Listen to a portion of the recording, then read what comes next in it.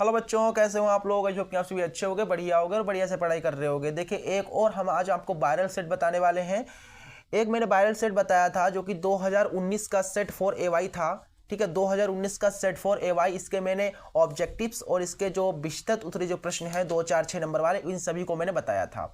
ठीक है, वीडियो नहीं देखी तो लिंक आपको डिस्क्रिप्शन या कमेंट बॉक्स में मिल जाएगी, वहां से आप देख लीजिएगा। ठीक है, देखिए वायरल सेट मैंने जो बता रहा हूँ, वायरल जो मैं कह रहा हूँ, इसका मतलब क्या है? इसका मतलब ये है कि मैंने जो आपको 2 सेट मैंने बताने हैं। मैंने देखिए पहला वो जो 2019 का सेट 4 एवाई था वो बताया है, और आज मैं आपको 2018 का सेट 6 आई भी बताने वाला हूँ। इससे फ़ायदा ये होगा कि बोर्ड एग्जाम में 70 to 80% क्वेश्चन जो मैंने वायरल सेट जो मैंने 2 सेट बताए इसी से फंस जाएंगे। ठीक है, 70 से 80% क्वेश्चन जो है इसी से फंसेंगे, ये मैं गारंटी लेकर के कह सकता हूँ। बिल्कुल जो है मैं विश्वास के साथ अपने पूरे के पूरे कॉन्फिडेंस के साथ ये बात कह सकता हूँ। ठीक है, 70 से 80% क्वेश्चन, 100% क्वेश्चन फंसेंगे। मैंने 2 वायरल सेट बताए, वो वाला आपने नहीं देखा तो देख लीजिएगा। ठीक है, बहुत ध्यान से देखिएगा, और सारे के सारे क्वेश्चन मैंने समझाए बहुत ही आसानी से। आज मैं आपको 2018 का बताऊंगा सेट, और ये भी वीडियो बहुत ही ज़्यादा इंपॉर्टेंट है। ठीक है, पहले ये वीडियो देख लो, उसको फिर देख लेना, उसको मिस बिल्कुल मत कीजिएगा। ठीक है, देखिए यहाँ पर जो पहला क्वेश्चन है, क्वेश्चन स्क्रीन पर दिख जाएगा। मुझे पता है आपको छोटा छोटा दिख रहा होगा, दिखता नहीं होगा, लेकिन इसीलिए मैं जो है स्क्रीन पर आपको जो क्वेश्चन लगा देता हूँ। आपके लिए इतना कर रहा हूँ तो आप ये लाइक कर दीजिएगा, और चैनल को जरूर से सब्सक्राइब कर देना अगर नहीं किया है तो, इससे इंपॉर्टेंट वीडियोस आपको मिलेंगी। ठीक है, देखो पहला क्वेश्चन क्या है हमारे पास। पहला क्वेश्चन है, कह रहा है कि एक रेखीय समीकरण युग्म x बराबर 0 और y बराबर 0 का हल होगा। देखो, जब x बराबर 0 है और y बराबर 0 तो इसका एक आदित्य हल होगा। कौन सा हल होगा? एक आदित्य हल होगा। याद रखिएगा, जब x बराबर 0 होता है और y बराबर भी 0 होता है तो एक आदित्य हल होगा। ठीक है, तो इसका जो ऑप्शन बी है बिल्कुल सही है, ऑप्शन बी बिल्कुल राइट है। अगला क्वेश्चन देखो बेटा, अगला क्वेश्चन कह रहा है कि यांद्राक्षा का मतलब बिना देखे। ठीक है, यांद्राक्षा चुने गए एक नॉन लीप वर्ष। नॉन लीप का मतलब एक लीप वर्ष नहीं है। वर्ष में 53 रविवार होने की प्रायिकता क्या होगी? एक वर्ष में 53 रविवार होने की प्रायिकता हमको बतानी है। देखिए इंपॉर्टेंट क्वेश्चन है, और 2024 में आने के बहुत ही ज़्यादा चांसेस हैं। क्वेश्चन नंबर हमारे पास 2 है, एक वर्ष में 53 रविवार होने की क्या प्रायिकता है? आपको पता है, यहाँ पर हल कर रहा हूँ मैं। देखो क्या है यहाँ पर, एक साल यानी एक वर्ष। तो एक वर्ष में आप मुझे बताइए कितने दिन होते हैं? आप कहोगे 365 दिन होते हैं। कितने दिन होते हैं? 365 दिन होते हैं। बिल्कुल सही कहा आपने। ठीक है भैया, आगे देखो, 365 को मैं ऐसे लिख सकता हूँ, 364 प्लस एक दिन। देखिए यहाँ पर, अब समझो बात को, 364 दिनों में आपको पता है एक वर्ष में कितने हफ्ते होते हैं? आपको पता है 52 हफ्ते होते हैं। कितने होते हैं? 52 हफ्ते होते हैं। कितने? 52 हफ्ते। तो 364 दिनों में, वो 365 दिनों में 52 हफ्ते नहीं होते हैं। 364 दिनों में जो है 52 होते, क्या होते हैं? 52 हफ्ते होते हैं। इसमें कितने हो गए? 52 हफ्ते हो गए, 52 सप्ताह। एक साल में 52 सप्ताह होते हैं। 365 दिनों में 52 सप्ताह नहीं होते हैं। 364वां दिन जो होगा वो शनिवार होगा। ठीक है, बाकी जो अगला दिन होगा इससे वो रविवार होगा। कहने का मतलब हमारा जो होगा वो 53वां जो होगा रविवार होगा, ये वाला दिन। यहाँ पर जो होगा ना, ये वाला 53वां सप्ताह जो होगा, 52 के बाद 53वां सप्ताह जो होगा वो कैसा होगा? रविवार होगा। ठीक है, तो यानी कि यहाँ पर जो है इस हफ्ते में एक जो है रविवार मिलेगा। 365वां दिन कौन सा होगा? रविवार का होगा। 365वां दिन रविवार का होगा। और हमसे यही पूछा गया है कि 53 रविवार होने की प्रायिकता। देखो यहाँ से यहाँ तक जो है 52 आपके रविवार हो जाएंगे। 52 सप्ताह हो गए, यानी कि 52 रविवार हो गए, है कि ना? हर एक सप्ताह में एक रविवार आता है। इसका मतलब 52 सप्ताह में हमारे कितने होंगे? 52 रविवार होंगे। 52 रविवार होंगे। तो 52 रविवार के बाद यहाँ से एक रविवार फिर से स्टार्ट हो जाएगा। 52 रविवार होने के बाद फिर क्या होगा? एक रविवार। 364 दिनों में हमारे 52 रविवार होंगे, बाकी बचा एक दिन। तो इस अगले दिन वाले में हमारा एक रविवार स्टार्ट होगा। यहाँ पर क्या होगा? पहला रविवार। यही हमसे पूछा गया है यहाँ पर, रविवार। देखो 365वें दिन हमारा 53वां रविवार लग जाएगा। कौन सा? 53वां रविवार। 53वां रविवार लग जाएगा। समझने की कोशिश कीजिए कि 364 दिनों में 52 रविवार होते हैं, बाकी बचा एक दिन। तो इस एक दिन, इस 364 के बाद जो अगला दिन होगा वो रविवार का होगा, यानी कि 53वां रविवार हो जाएगा। इतने यहाँ पर 52 रविवार, और इसके आगे का हमारा 53 रविवार हो जाएगा। तो यही हमसे, ये 53वां रविवार है, यही हमसे पूछा गया। इसकी प्रायिकता क्या है? देखो यहाँ पर 53 रविवार आ गया आंसर। देखो 53 रविवार होने की प्रायिकता। आंसर आपके सामने अब देखो आ गया है। पहले प्रायिकता निकालने का फॉर्मूला क्या होता है पहले ये बताओ मुझे। संभव परिणाम बटा कुल परिणाम, यही होता है ना। तो एक बार लगाकर मैं आपको बताता हूँ, थोड़ा पेशेंस कीजिए, बस हो गया है, ठीक है। कुल परिणाम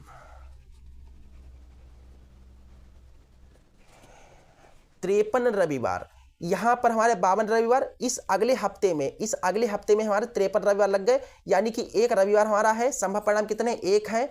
अच्छा, एक हफ्ता यहाँ पर क्या है, एक हफ्ता है हमारा, अगला हफ्ता लग गया ना, अगला हफ्ता। तो अगले हफ्ते में हमारे कितने दिन होते हैं, 7 दिन होते हैं। तो कुल हमारे दिन जो हो जाएंगे, कुल परिणाम जो होंगे वो 7 होंगे।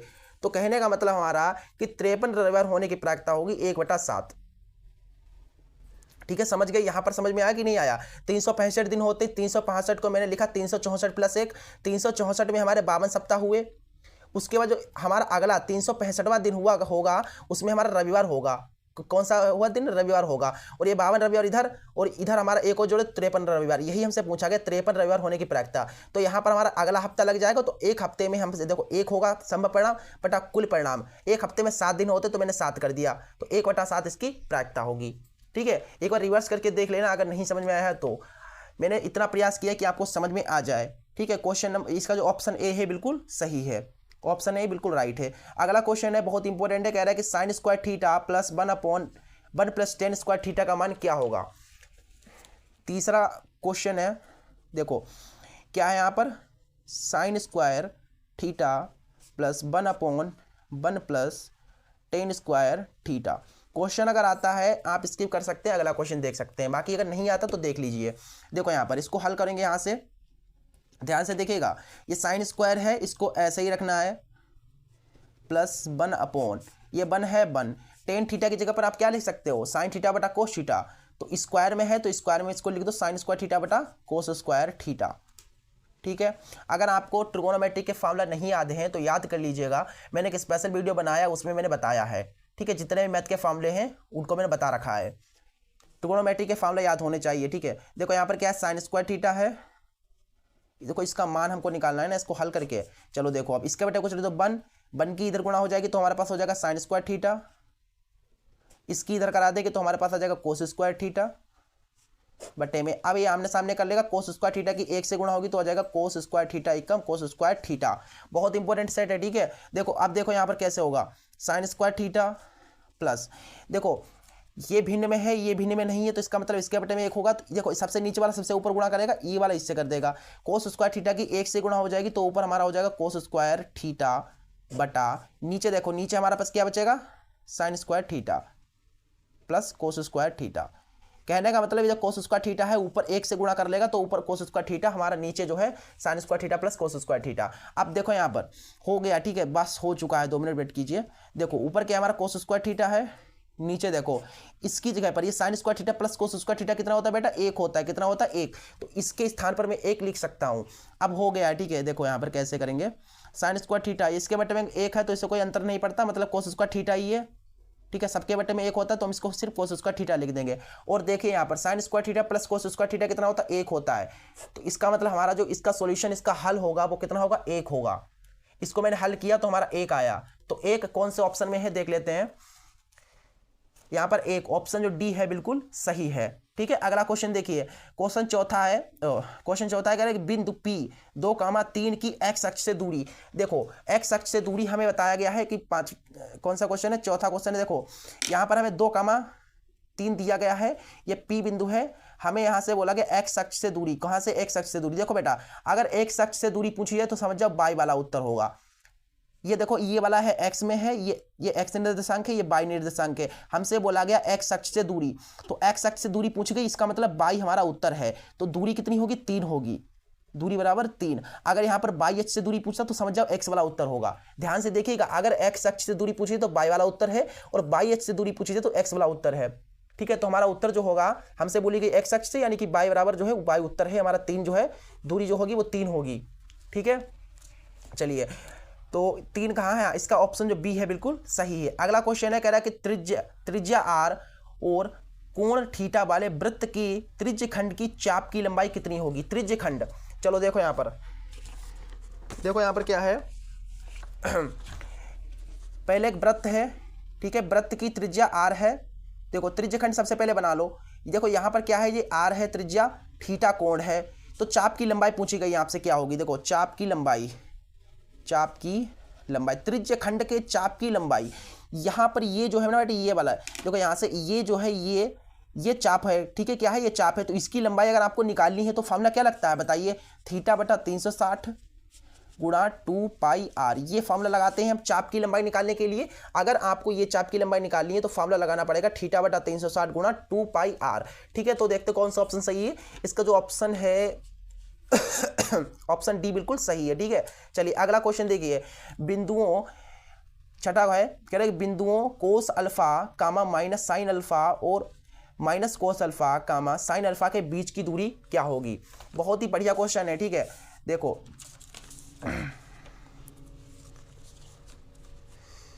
ठीक है, देखो क्वेश्चन नंबर हमारा कौन सा है बेटा, क्वेश्चन नंबर है 6, ठीक है। हमें दो बिंदु दिए गए हैं यहाँ पर। हमारे पास पहला जो बिंदु है वो है कोस अल्फा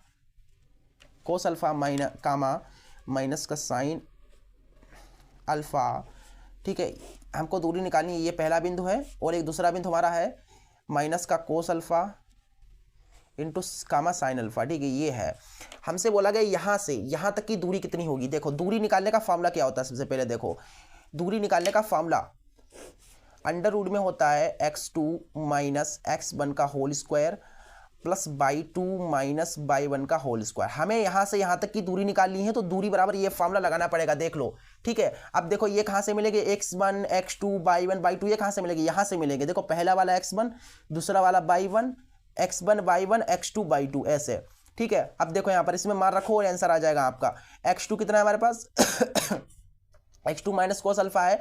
इससे पहले ऐसा करो, इसको ऐसे देखो, बात समझो बात को, x2 माइनस x1 करो या x1 माइनस x2 करो, कोई मान में फर्क नहीं पड़ेगा, ठीक है। तो मैं इसको लिख सकता हूँ यहाँ पर, ऐसे लिख लो, कोस अल्फा माइनस ये वाला घटा लो, इस वाले से इसको घटा करके इसका स्क्वायर कर दो, माइनस है और ये माइनस है तो प्लस हो जाएगा, कोस अल्फा का whole square plus y1 minus, देखो y2 माइनस y1 करो या y1 माइनस y2 करो, कोई मान में फर्क नहीं पड़ेगा। तो मैं यहाँ पर देखो y1 माइनस y2 कर लेता हूँ। देखो y2 कितना है हमारे पास, साइन अल्फा है, और यहाँ पर देखो आप लोगों को जो है थोड़ा कंफ्यूज हो रहे होगे तो इसको मैं ऐसे रहने दो, इसको ऐसे कर लो, आपको थोड़ा कठिन लग रहा होगा तो समझ में नहीं आ रहा होगा, तो इसी फार्मूले के हिसाब से करते हैं। देखो x2 है, x2 हमारे पास माइनस का कोस अल्फा है, ठीक है, फिर माइनस है तो माइनस x1 कितना है हमारे पास, कोस अल्फा है, स्क्वायर है तो स्क्वायर लगा दो, प्लस है तो प्लस, देखो y2 कितना है हमारे पास, साइन अल्फा है, माइनस y1 कितना है, देखो माइनस का ये है और माइनस का ये, तो यहाँ पर रखेंगे तो प्लस का हो जाएगा साइन अल्फा,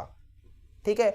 अब देखो यहाँ पर हो गया, आंसर आपका आ गया है। अगर देखें आप तो माइनस माइनस कितना होता है, प्लस हो जाएगा, तो कोस अल्फा हो जाएंगे आपके 2 कोस अल्फा, स्क्वायर है तो स्क्वायर लगाओ, ये देखो यहाँ पर sine alpha 2 sine alpha, square है तो स्क्वायर लगा दो। देखो यहाँ पर माइनस का करेंगे, देखो 2 दूना 4, कोस स्क्वायर अल्फा, घात हटा लेंगे ना तो ये हो जाएगा, 2 का आघात करेंगे 2 दूना 4, और साइन के ऊपर भी है तो साइन स्क्वायर अल्फा।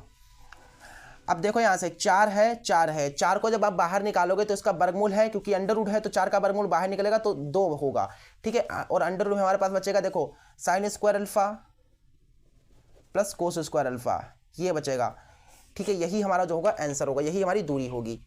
समझ गए बात को।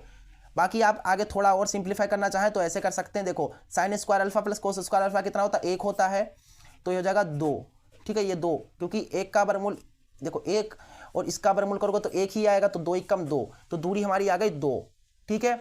समझे बात को। क्योंकि हमने देखो यहाँ पर भी आप छोड़ सकते थे, लेकिन ये ऑप्शन में कहीं पर था नहीं, तो इसलिए मैंने थोड़ा आगे बढ़ा करके ये 2 ले आया, ठीक है। तो हमारा जो ऑप्शन होगा इसका ऑप्शन बी बिल्कुल सही होगा। अगला क्वेश्चन देखिए, कह रहा है कि यदि XY बराबर 180 है तथा मासा XY का 5 है तो XY का लासा क्या होगा। बहुत ही इंपॉर्टेंट क्वेश्चन है। 7वां क्वेश्चन बहुत ही ज़्यादा इंपॉर्टेंट क्वेश्चन मैं लाता हूँ बेटा, जो मैंने सेट बता रहा हूँ ना वायरल सेट, ऐसे ही वायरल नहीं है, इसमें सारे क्वेश्चन इंपॉर्टेंट है, एक एक क्वेश्चन आपको देखना है। देखो हमको दिया है XY बराबर, ऊपर आपको क्वेश्चन दिख रहा होगा, वहाँ पर देखिए XY बराबर हमको 180 दिया गया है और बताया गया है, और क्या बताया गया, मासा, हाँ मासा है, मासा। देखो मासा का मतलब होता है HCF, ठीक है। HCF हमको कितना दिएगा, x और y का 5 दिया गया है, x और y 2 संख्याएं हैं, इनका मुझे मासा 5 दिया गया है, ठीक है। तो हमसे बोला गया लासा क्या होगा, क्या होगा, लासा पूछा गया, लासा यानी एलसीएम पूछा गया एक्स और वाई का क्या होगा, ये चीज़ पूछी गई। ऊपर देख लो क्वेश्चन में यही दिया गया है हमको, एक्स वाई बराबर 180 है, एक्स और वाई का मासा 5 है, तो एक्स और वाई का लासा क्या होगा। देखो यहाँ पर वैसे तो आसान क्वेश्चन है और आप कर भी लोगे, लेकिन कुछ बच्चे कंफ्यूज हो जाएंगे यहाँ पर, तो कंफ्यूज आपको नहीं होना। आपको पता है कौन सा फॉर्मूला लगे यहाँ पर, दो संख्याओं का गुणनफल बराबर एचसीएफ गुणा एलसीएम, तो यही फॉर्मूला लगा दो, का गुणनफल, the product of two numbers is equal to HCF into LCM, यही होता है ना हमारे पास फार्मूला। देखो दो संख्याओं का गुणनफल, दो संख्या हमारे पास एक्स और वाई हैं, तो इनका गुणनफल एक्स बाई एक्स गुणा वाई बराबर, बेटा एचसीएफ कितना है हमारे पास, एचसीएफ मासा, मासा का मतलब एचसीएफ कितना है 5 है, और हमको निकालना एलसीएम, एलसीएम यानी लासा, तो एलसीएम को निकालना है। तो देखो यहाँ पर क्या आएगा, यहाँ पर मैं बता देता हूँ, देखो x की बाई से गुणा कराएंगे तो कितना आएगा, x बाई ही तो आएगा, और बराबर हमारा देखो 5 गुणा लासा 5 एलसीएम। देखो एक्स वाई का मान हमें दिया गया है, देख लो एक्स वाई बराबर कितना दिया गया 180, तो इस एक्स वाई की जगह पर मैं लिख दूंगा 180 और आपका आंसर आ गया। देखो तो एलसीएम बराबर 180, ये गुणा में 5 है तो बट्टे में आ जाएगा, तो एलसीएम बराबर देखो 180 को जब आप भाग दोगे तो आपके पास आएगा 5 3 15 16 17 18 5 6 30, तो एलसीएम हमारे पास आ जाएगा 36। कितना आ जाएगा, 36 आ जाएगा। समझ गए, बहुत ही आसान था क्वेश्चन। देखो 36 यानी कि उसका ऑप्शन जो ए है बिल्कुल सही है। अगला क्वेश्चन देख लीजिए, अगला क्वेश्चन है कह रहा है कि यदि समीकरण x प्लस वाई बराबर 10 है, 10 का एक हल x बराबर 3m प्लस 2 तथा y बराबर 4 है तो m का मान ज्ञात कीजिए। फिर से क्वेश्चन पढ़ लेते हैं। देखो कह रहा है कि यदि समीकरण x प्लस वाई बराबर 10 का एक हल x बराबर 3m प्लस 2 है तथा y बराबर 4 है तो m का मान ज्ञात करना है। बहुत ही आसान क्वेश्चन है, ठीक है, इससे इजी क्वेश्चन आपको नहीं मिलेगा कहीं भी। देखो रैखिक समीकरण से संबंधित क्वेश्चन है बेटा। 8वां क्वेश्चन ध्यान से देखिएगा, कह रहा है कि x प्लस वाई बराबर 10 है, ठीक है, तथा और क्या दिया गया हमको, हमें दिया गया x बराबर 3m प्लस 2, ठीक है, और भी हमको दिया गया है y बराबर दिया गया 4, ठीक है, तो हमको m m निकालना है। ये m जो है ना, ये हमको m निकालना है, ठीक है बेटा। अब देखो कैसे करेंगे इसको हम, ये y बराबर दिया गया है 4, तो देखो यहाँ पर सॉल्यूशन डालो, इसे आप समीकरण पहली अगर मानेंगे और इसे आप समीकरण सेकंड मानेंगे तो y बराबर 4 है, तो इस y बराबर 4 को इस समीकरण फर्स्ट में रख सकते हैं। देखो x प्लस y की जगह पर हम 4 रख सकते हैं क्योंकि दिया गया है, तो यहाँ से देखो x बराबर हमें मिलेगा प्लस का 4 इधर गया माइनस का हो गया, देन x बराबर हमारा 6 आ जाएगा। देखो x का मान कितना आ गया 6, देखो x का मान 6 है, y का मान 4 हमें दिया गया था, x 6 y 6 इसमें रखो। अब x की जगह पर देखो, x की जगह पर मैंने अभी 6 निकाला, बराबर हमारे पास 3m प्लस 2, देखो ये प्लस का 2 इधर आएगा माइनस का हो जाएगा, और हमारा इधर 3m है, इधर हमारा कितना बचेगा 4 बराबर 3m, तो m बराबर देखो 4, 3 गुणा में तो इधर बट्टे में आ जाएगा, तो खांसी बहुत ज़्यादा आ रही है, सॉरी गाइस। यहाँ पर m बराबर में 4/3 हमारा आ गया है, ठीक है। देखो m बराबर 4/3, तो इसका जो ऑप्शन बी है बिल्कुल सही है, 4/3। अगला क्वेश्चन देखिए, कह रहा है कि यदि कोस थीटा बराबर 1/2 हो तो कोस 4 थीटा का मान क्या होगा, कोस 4 थीटा। तो देखो बेटा यहाँ पर हमारा जो क्वेश्चन कौन सा क्वेश्चन है, क्वेश्चन नमा जो क्वेश्चन है उसको देख लीजिए। क्वेश्चन में हमको दिया गया है, कह रहा है कि कोस थीटा बराबर 1/2, ठीक है, तो हमको कोस 4 थीटा का मान ज्ञात करना है। देखो ये क्वेश्चन देखने में जितना सरल लग रहा है उतना सरल है नहीं, अगर आप करेंगे तो हो तो जाएगा, थोड़ा बहुत थोड़े कठिनाई आगे पढ़ सकते हैं लास्ट में आपको। देखो कैसे, पहले यहाँ से क्या कीजिए, यहाँ से आप थीटा का मान निकाल लो। देखो कैसे करते हैं इसको, ध्यान से देखिएगा क्वेश्चन, ठीक है। कोस थीटा बराबर 1/2 है, तो देखो कोस में 1/2 किसका मान होता है, ये होता है कोस 60 डिग्री का मान, ठीक है, होता है कि नहीं होता कोस 60 डिग्री का मान। कोस 60 की जगह पर 1/2 की जगह पर कोस 60 लिख सकता हूं। अब कोस से कोस कट जाएगा, देन हमारे पास जो थीटा आएगा वो आ जाएगा 60 डिग्री, ठीक है, ये आ गया मेरे पास। अब इसमें आप रख दें, हमारा आंसर आ जाएगा। अभी देखना कैसे, अब यहाँ पर देखो एक ट्विस्ट निकलेगा, कोस 4 थीटा इज इक्वल टू, कोस है कोस लिख दिया, 4 है 4 थीटा। अब देखो थीटा का मान मैंने रख दिया। अब बच्चे थोड़ा खुश हो रहे होंगे, अभी देखिए कैसे होता है, 4 छंग 24 240 डिग्री। अब यहाँ पर आप अटक जाओगे थोड़ा सा, क्योंकि अरे हाँ सर मैंने तो भाई अब कितना ऐसे कैसे हो पाएगा कि कोस 240 डिग्री का मान कितना होता है, तो थोड़ा कठिन है। कठिन वैसे कुछ नहीं है, कहोगे आप कहोगे कि सर मैंने कोस 30 का पढ़ा है, 45 का पढ़ा, 60 का, 90 का, 0 का, लेकिन कोस 240 का मान तो कभी पढ़ा ही नहीं है। अब इसका कैसे निकलेगा? इसमें कोई घबराने वाली बात नहीं है, बहुत ही आसान है। सबसे पहले समझो, आपको ये जो है याद रखना है। देखो 0, 90 डिग्री और 180 डिग्री, 270 डिग्री और 360 डिग्री। अगर आपको कभी भी इस प्रकार की डिग्रियों का मान निकालना हो, मतलब 90 से अधिक डिग्रियों का मान जब निकालना हो आपको, तो इन संख्याओं को सोच कर रखिए। 0 degree, 90 degree, 180 degree, 270 degree, 360 degree. ठीक है, अब यहां पर समझो बात को। इसको मैं कैसे लिख सकता हूं, सोचो ध्यान से। इसको मैं 240 के करीब इसमें से कौन सा है? हमारा 270 पड़ रहा है। तो 270 में से आपको घटा करके 270 से आप कितना घटाएं कि 240 हो जाए? तब आप जो है 270 से जब आप 30 घटाएंगे तो 240 आ जाएगा। ध्यान से देखना, कोस था, कोस लिख दिया। 240 की जगह पर मैं 270 माइनस 30 लिख सकता हूं, क्योंकि 30 डिग्री का मान मुझे पता चल जाएगा, है कि नहीं। 270 से 30 जाएगा, 240 बचेगा। अब देखो यहाँ पर 270 में चेंज नहीं होता है। इसका मैं एक स्पेशल वीडियो बनाऊंगा। अगर आपको यहाँ पर प्रॉब्लम हो रही है तो आप कमेंट में बताना। इस प्रकार की डिग्रियों का मान मैं चुटकियों में जो आपको बता दूंगा, पूरा एक जो है ये पूरा क्वाड्रेंट वगैरह बना करके समझाऊंगा। ठीक है, चलो देखो, कोस 270 माइनस थीटा कितना होता है? कोस 270, देखो यहाँ पर समझो बात को। कोस 270 माइनस थीटा बराबर होता है हमारा कोस थीटा। ठीक है, कोस थीटा होता है, क्योंकि 270 है तो 70 में चेंज हो जाएगा। हाँ रुको 2 मिनट रुकिए। कोस 270, हाँ साइन थीटा होता है यार, मैं भूल रहा हूँ थोड़ा सा मामला। देखो कोस 270 माइनस थीटा होता है साइन थीटा। ठीक है, कौन सा साइन थीटा? बाकी 270 है तो 270 से कम यहाँ से होता है 0 से 180, यहाँ पर थर्ड चतुर्थांश में पहुंच गया। और थर्ड चतुर्थांश में केवल टेन और कोट ही पॉजिटिव होता है, बाकी सब निगेटिव होते हैं। इसका मतलब ये निगेटिव में आएगा। ये माइनस साइन थीटा, थीटा की जगह पर हमारा 30 डिग्री है। अब देखो साइन 30 का मान कितना होता है बेटा? साइन 30 का मान होता है 1/2। तो हमारा जो इसका मान आएगा कोस 240 का जो मान आएगा वो आएगा माइनस का 1/2। समझे कि नहीं समझे? 240 को मैं लिख सकता हूँ 270 माइनस 30, क्योंकि 270 से 30 जाएगा, 240 बचेगा। अब कोस 270, ये देखिए कोस 270 माइनस थीटा बराबर होता है sine theta minus sine theta. क्या होता है? Minus sine theta.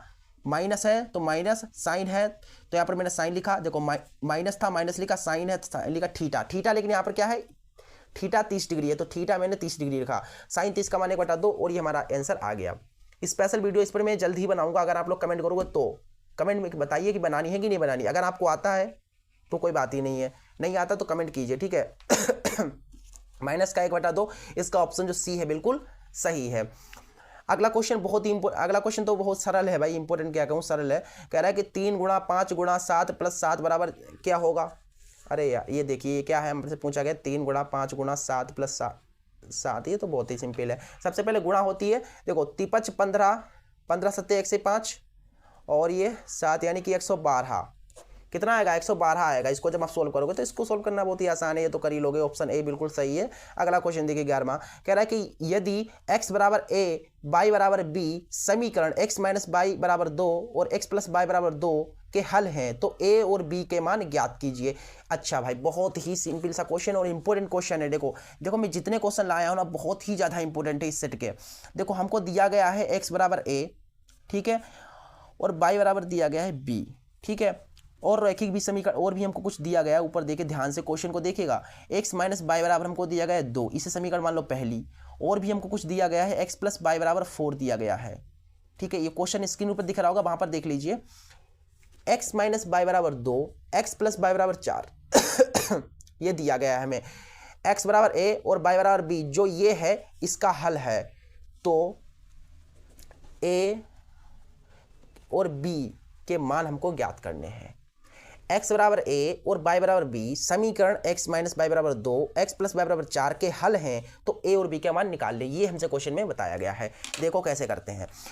मैंने बताया था ये इसका हल है, यानी कि इसमें x बराबर क्या होगा? x बराबर a है तो इसकी जगह पर आप a लिख दो और y की जगह पर क्या लिख देना है? b लिख देना है, तो ये हो जाएगा। अब देखो x की जगह पर a और y की जगह पर b, y की जगह पर b, ठीक है, y की जगह पर b बराबर 4।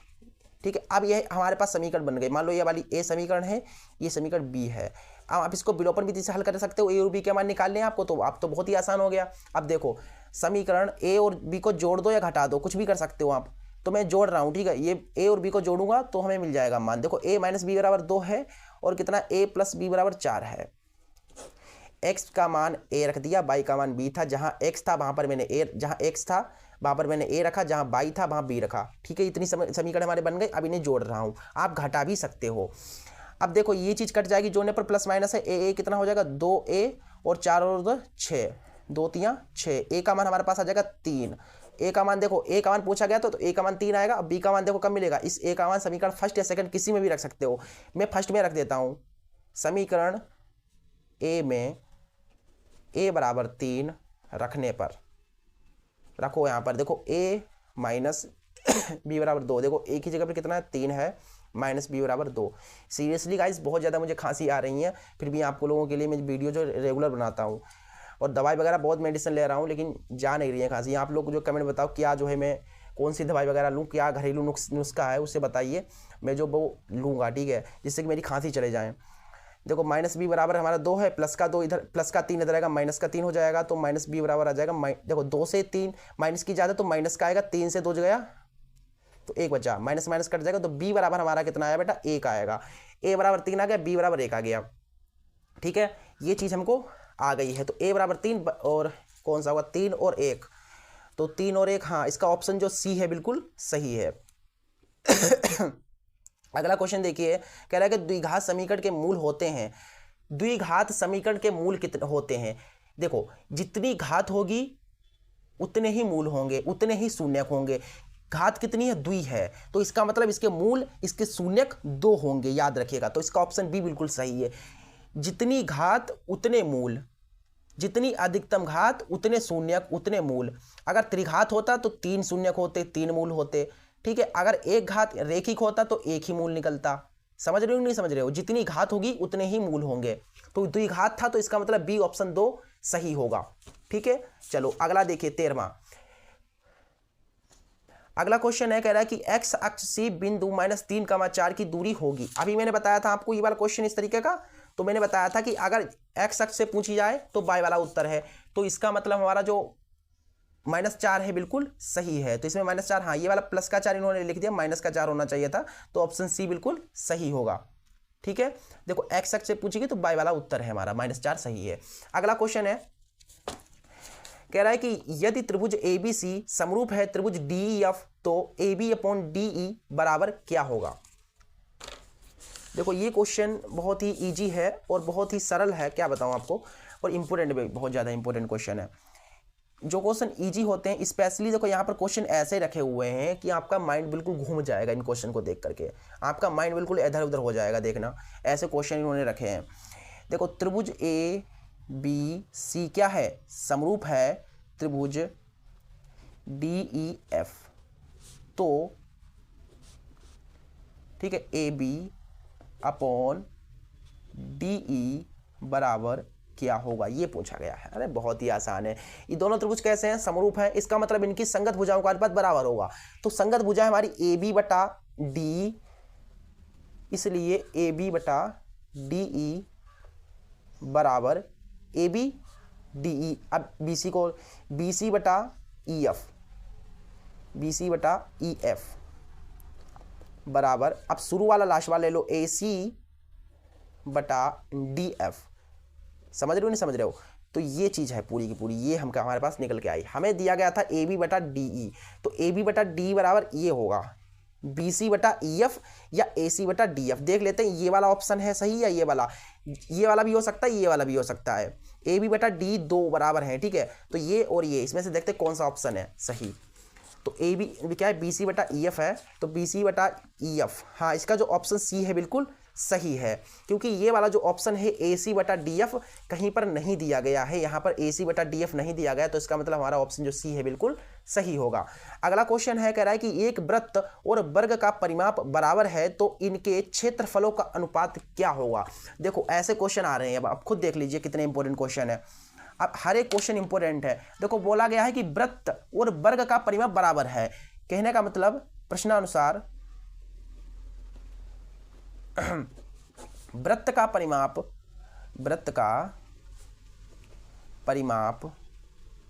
बराबर है वर्ग के परिमाप के। वर्ग का परिमाप बोला गया है ना, वृत्त का परिमाप और वर्ग का परिमाप बराबर है, तो ये चीज़ें मैंने बराबर में लिख दी। तो हमें वृत्त और वर्ग के क्षेत्रफलों का अनुपात निकालना है। सिंपल है। चलो अब देखो कैसे करेंगे इसको। वृत्त का परिमाप कितना होता है बताओ। वृत्त का परिमाप या वृत्त, देखो परिमाप का मतलब होता है बेटा परिधि, ठीक है, परिधि। तो परिधि और परिमाप दोनों का एक ही पर्यायवाची होता है।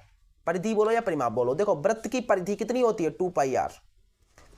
वर्ग का परिमाप 4 गुणा भुजा, ठीक है, 4 गुणा भुजा।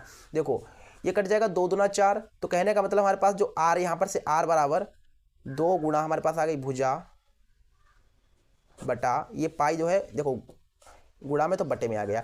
यहां से मैंने क्या किया, r का मान निकाल लिया, r को यहीं पर रोका, पाई को इधर बटे में भेज दिया, ये आ गया। ठीक है, समीकरण मान लो पहली। अब देखो हमसे पूछा क्या गया था, हमसे बोला गया था वृत्त और वर्ग के क्षेत्रफलों का अनुपात बताओ। देखो वृत्त का क्षेत्रफल खांसी बहुत ज़्यादा आ रही है मुझे, बहुत ज़्यादा तबीयत भी सही नहीं है मेरी बिल्कुल भी, ठीक है। वर्ग का क्षेत्रफल वृत्त का क्षेत्रफल और वर्ग के क्षेत्रफल का ये जो बटा होता है ना बेटा, अनुपात होता है। हमें इनका अनुपात निकालना है। वृत्त का क्षेत्रफल कितना होता है, देखो अनुपात में मैंने लिख लिया, बटे में लिख लिया है, ठीक है। अब देखो वृत्त का क्षेत्रफल कितना होता है, पाई r स्क्वायर। वर्ग का क्षेत्रफल होता है भुजा का स्क्वायर। ध्यान से देखिएगा, सॉल्यूशन में मिस्टेक हो जाती है कभी कभार, है कि नहीं। सॉल्यूशन में मिस्टेक हमसे भी कभी कभार हो जाती है। बाय द वे आप जितनी प्रैक्टिस करेंगे ना, जितना आप ज़्यादा सॉल्यूशन करेंगे, खुद से सॉल्यूशन किया करो, तो गलतियां होने के चांसेस बहुत कम हो जाते हैं। देखो ऊपर क्या हमारे पास पाई है, r कितना निकाला मैंने, ये निकाला ना, तो इस r की जगह पर ये लिख दूंगा मैं 2 गुणा भुजा बटा पाई।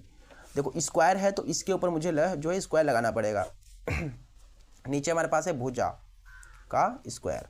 अब देखो यहाँ पर पाई है तो पाई लिख दो, 2 का स्क्वायर करेंगे तो 2 दूना 4 आएगा, ठीक है, और भुजा का स्क्वायर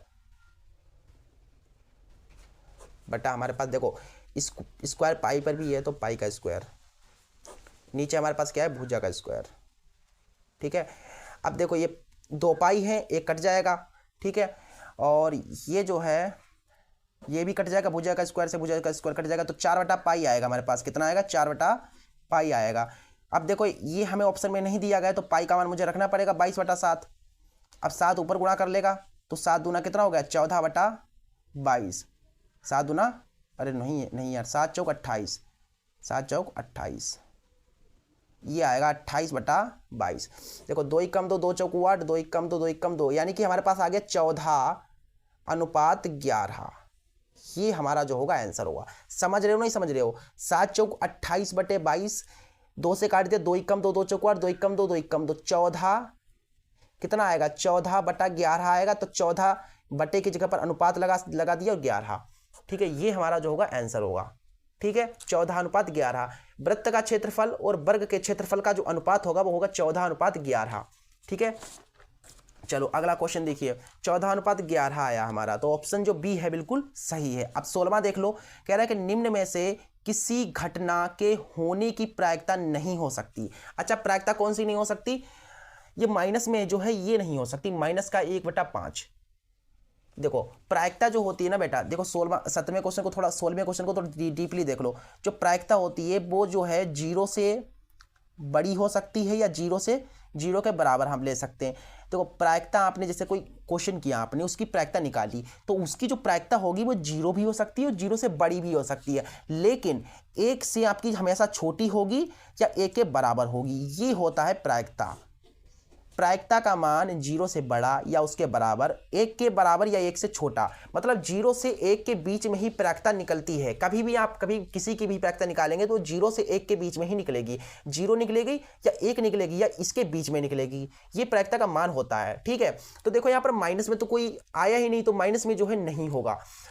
तो जो इसका ऑप्शन ए है बिल्कुल सही है। इसका डी भी ऑप्शन सही है, क्योंकि 15 तो ये प्लस में आ गए तो 15 तो हो ही नहीं सकती, तो इसका डी भी ऑप्शन सही है, इसका ए भी सही है, तो कोई भी आप लगा सकते हो। तो ठीक है, ऑप्शन ए बिल्कुल सही होगा, डी भी सही है। अगला क्वेश्चन देखिए 17वां, कह रहे हैं कि शंकु के आधार की त्रिज्या 7 सेंटीमीटर है, तो इसके आधार का क्षेत्रफल क्या होगा। बहुत ही बढ़िया क्वेश्चन। देखो ऐसे क्वेश्चन आपने अभी तक नहीं किए होंगे। देखो ध्यान से, शंकु है हमारे पास, ठीक है, शंकु के आधार की त्रिज्या हमें 7 दी गई है। तो आधार बेटा ये है ना, ये कौन सा है, ये वृत्ताकार है, तो इसकी देखो त्रिज्या हमको दी गई है 7, तो हमसे बोला गया आधार का क्षेत्रफल, क्या बोला गया, शंकु के आधार का क्षेत्रफल, शंकु के आधार का क्षेत्रफल। देखो शंकु का जो आधार है आप देखेंगे तो वृत्ताकार है भैया, तो कहने का मतलब शंकु का आधार वृत्ताकार है, मतलब वृत्त का क्षेत्रफल पूछा गया हमसे, इनडायरेक्टली हमसे पूछा गया है वृत्त का क्षेत्रफल, ना कि शंकु के आधार का क्षेत्रफल, क्योंकि शंकु के आधार का क्षेत्रफल जो होता है वो वृत्ताकार होता है, आप देख सकते हैं। इसका मतलब हमसे वृत्त का क्षेत्रफल पूछा गया है, तो वृत्त का क्षेत्रफल क्या होता है, पाई आर स्क्वायर। बहुत ही अटपटे क्वेश्चन है। देखो पाई का मान 22/7 है और आर स्क्वायर, आर त्रिज्या 7 है तो स्क्वायर में है तो 2 बार इसको लिख लूँ और ये काट दो, और 22 की 7 से गुणा कराएंगे तो 154 आएगा सेंटीमीटर स्क्वायर। क्षेत्रफल हमेशा सेंटीमीटर स्क्वायर में आता है, ठीक है, स्क्वायर में आता है, तो 154 सेंटीमीटर स्क्वायर, यानी कि इसका जो ऑप्शन बी है बिल्कुल सही है, 154 सेमी स्क्वायर। अगला क्वेश्चन देख लो, कह रहा है कि द्विघात समीकरण 3x² + 7x - 6 का एक मूल है। देखो ऐसे क्वेश्चन आ रहे हैं, अब खुद देखो यार कितने ऐसे क्वेश्चन ही बोर्ड एग्जाम में पूछे जाते हैं, बहुत टाइम नहीं लगता है क्वेश्चन को करने में। मैं समझाता हूँ ना आपको, तभी थोड़ा टाइम चला जाता है वीडियो में, बाकी आप करेंगे तो 20 से 25 मिनट मुश्किल से लगेंगे, अगर आपको आते हैं तब। नहीं आते तो पूरा बैठे रहो, 3 घंटा 15 मिनट बैठे रहोगे तब भी नहीं हो पाएगा, अगर आते हैं तब। लेकिन मैं एक आपको सजेस्ट देना चाहता हूं, देखो बोर्ड एग्जाम में आपको जो आए सबसे पहले उसे ही लिखना है, जो आपको क्वेश्चन पक्के पक्के बिल्कुल कतई आते ही हैं उनको सबसे पहले लिखना है, और जो नहीं आते हैं, जो कम आते हैं उनको बाद में लिखना है, because first impression is the last impression. पहले जब एग्जाम कॉपी खोल के देखेगा, अरे हाँ यार बहुत सुंदर लिखा हुआ है, इसका मतलब अगला पेज देखते, अगला पेज भी सुंदर लिखा है, अरे वाह तो मतलब आगे भी सही लिखा होगा, तो राइटिंग के नंबर नहीं कटेंगे फिर आपके, और आगे नंबर भी आपको धका मिलते जाएंगे। समझ रहे हो, समझ रहे हैं। देखो अगला क्वेश्चन देखिए क्या है, यहाँ पर आपको द्विघात समीकरण दी गई है। मैं ऐसे ही नहीं कह रहा हूँ, जो मैं कह रहा हूँ उसको करके देखना, और हर बच्चा करता है, वो टॉपर यही करता है, आपको कभी बताता नहीं है, ठीक है, यही आपको करना है। बिकॉज आपको सबसे पहले जो है सब जो क्वेश्चन सही हैं उन्हें ही लिखना है, ठीक है। चलो ये हमें द्विघात समीकरण दी गई है, हमसे बोला गया इसका एक मूल क्या होगा। अब ये द्विघात समीकरण नहीं है, ये द्विघात बहुपद है, इन्होंने कहा द्विघात समीकरण है। अब ये द्विघात समीकरण कैसे है भैया, जब 0 के बराबर ये नहीं है तो ये द्विघात समीकरण कैसे हो गई, तो इसका मतलब इन्होंने गलत दिया है। 0 के बराबर जब तक नहीं होगी, जब तक एक समीकरण, ये समीकरण जब तक 0 के बराबर नहीं होगी तब तक द्विघात समीकरण हो ही नहीं सकती, क्योंकि द्विघात समीकरण 0 के बराबर होती है, ठीक है। हाँ अब देखो यहाँ पर सॉल्यूशन करो इसका, हमसे बोला कि एक मूल निकालना है, तो दो घात कितनी है, 2 है, तो इसका मतलब इसके मूल 2 निकलेंगे। इसके मूल कितने निकलेंगे, 2। हमसे एक मूल पूछा गया, देखो इसको करो, 3x² + 7x - 6 = 0।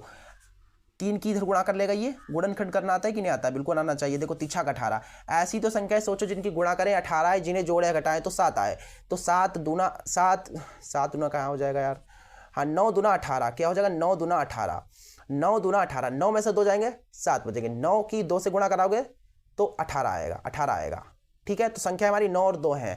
अब देखो यहाँ पर 3x², आपने जो संख्या सोची वो यहाँ पर लिख दो, आपने 9 और 2 सोचा x में है तो x में लिख लो, तो यहाँ पर प्लस लगेगा कि माइनस, माइनस लगेगा भाई, प्लस माइनस करोगे तभी घटेगा, और 9 में से 2 जाएगा तभी 7 बचेगा। अगर यहाँ पर प्लस लगाते तो 11 हो जाता, फिर तो 11 तो नहीं चाहिए, मैं तो 7 चाहिए, इसलिए यहाँ पर ध्यान से देखिएगा, ये माइनस का 6 = 0। देखो अब यहाँ पर क्या है, कॉमन लेना पड़ेगा आपके, क्या लेना पड़ेगा, कॉमन। यहाँ से कॉमन कितना हो रहा है, 3x कॉमन हो रहा है, तो यहाँ से चला गया x बचा, प्लस का 3 थिया 9, 3 बचा, यहाँ से आपका माइनस का 2 कॉमन हो जाएगा, तो x + 3 बचेगा बराबर में 0। अब देखो यहाँ पर अब जो कॉमन है उसको एक बार लिख लो, ये हम कॉमन वाले को एक बार लिख लेते हैं, ये 2 बार है, इसको एक बार लिख लो, x + 3 जो है 2 बार है, उसको एक बार लिख लो, गुणनखंड करना आना चाहिए। देखो जब आप इसको 0 के बराबर डालोगे तब हमारे पास जो है x बराबर आ जाएगा 2/3, ठीक है। और जब इस वाले को x + 3 है, इसको 0 के बराबर डालोगे तो हमारे पास आएगा x बराबर -3।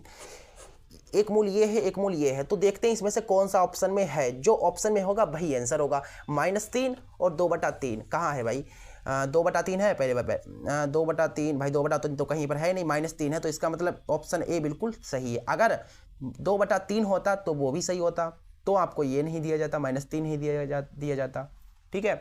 चलो अगला क्वेश्चन देखो, 19वां क्वेश्चन है, कह रहा है कि बहुपद ax3 + bx3 + cx² + d के मूलों का योगफल क्या होगा। मूलों का योगफल क्या होगा, माइनस बी अपॉन ए होगा। आपको पता है मूलों का योगफल अल्फा प्लस बीटा बराबर क्या होता है, अल्फा प्लस बीटा बराबर होता है माइनस बी अपॉन ए। होता है कि नहीं होता है। आपको पता है कि देखो मूल या शून्यक बात एक ही है, तो मूलों का योगफल बोले या शून्यकों का योगफल बोले, होना तो माइनस बी अपॉन ए ही है। ठीक है, तो माइनस बी अपॉन ए यानी कि इसका ऑप्शन डी बिल्कुल सही है। अगला क्वेश्चन देखो, 20वां है, कह रहा है कि दिए गए आंकड़ों, ये आंकड़े दिए गए बहुलक क्या होगा। ये यहीं पर हो जाएगा, बहुत ही आसान है भाई, बहुत ही ज़्यादा आसान है। 20वां क्वेश्चन लास्ट है। देखो यहाँ पर आंकड़े दिए गए 1, 4, 3, 2, 4, 5, 4, 3, कुछ इस तरीके से। अब बताओ भाई बहुलक क्या है। आपने हमें पता है निकाल लिया होगा, आंसर आपके दिमाग में चला गया होगा, आपको पता होगा इसका आंसर। बहुलक क्या होता है, जो बहुत बार आया होता है, जो बार बार आया होता है। तो आप देखेंगे 4 एक बार आया, 2 बार आया, 3 बार आया, 4 बार, 4 बार आया, मतलब सबसे ज़्यादा बार 4 आया, इसका मतलब बहुलक हमारा 4 होगा। जो सबसे ज़्यादा बार आए वही बहुलक है। तो 4 बहुत बार आ गया, 4 हमारा बहुलक होगा। अपनी भाषा में समझो भाई, ठीक है। तो 4 आंसर सही है, तो इसका मतलब हमारा जो ऑप्शन बी है बिल्कुल करेक्ट है। चलो इस तरीके से जो है हमने 20 हमने बहुत ही बढ़िया तरीके से अपनी भाषा में समझाया, बहुत ही आसान तरीके से समझाया, और आई होप कि आपको समझ में आ गए होंगे। अब आपको जो है ऑब्जेक्टिव करने में कोई दिक्कत नहीं होगी। अब देख लो, इसके बाद जो हम इसका पार्ट 2 लाएंगे, उसमें हम इसके विस्तृत उत्तरीय जो प्रश्न है 2, 4, 6 नंबर वाले, उन्हें भी निपटा देंगे, खत्म कर देंगे, बिल्कुल फिनिश कर देंगे। ठीक है, चलो इसके जो है बैठ कीजिए, कल जो है इसकी वीडियो पड़ जाएगी, आपको मिल जाएगी। तो चैनल को सब्सक्राइब कर लो, जिससे कि आने वाले वीडियोस की नोटिफिकेशन आपको मिल जाए। अगर नहीं किया है तो कर लिया तो बहुत ही बढ़िया बात है। चलो मिलते हैं अगले वीडियो में, तब तक के लिए नमस्ते।